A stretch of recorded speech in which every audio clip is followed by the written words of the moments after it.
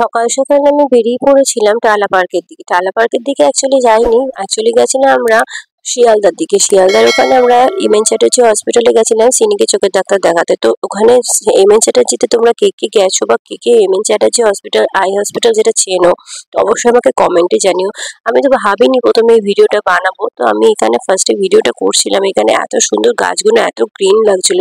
কিছুদিন আগে বৃষ্টি হয়েছিল আমাদের এখানে, তো এত সুন্দর লাগছিল দেখতে, তাই জন্য আমি ভিডিওটা করেছিলাম। এখানে একটা মন্দিরও করেছিল, মন্দিরটার সামনে দিয়ে আমরা যখন যাচ্ছিলাম, তো আমি কোনো কিছু না ভেবে ভিডিওটা করেছিলাম। এত সুন্দর লাগছিল, এত সুন্দর ওয়েদার। আর এটা হচ্ছে আরজিকর হসপিটাল।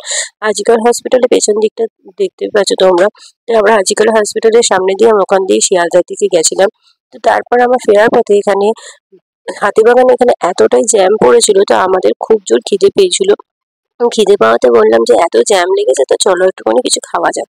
তো এখানে একটা দোকান দেখতে পেলাম, তৃপ্তি স্ন্যাক্স বার।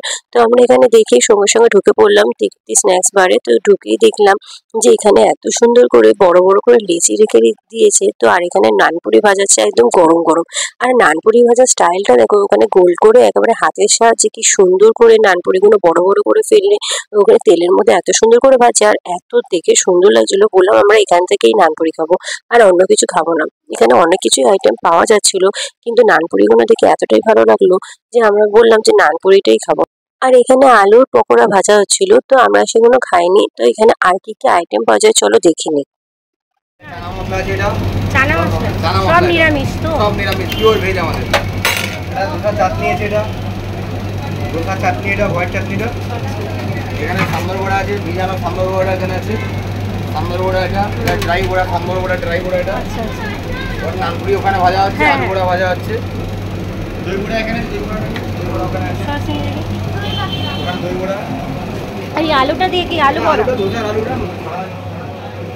বাহ।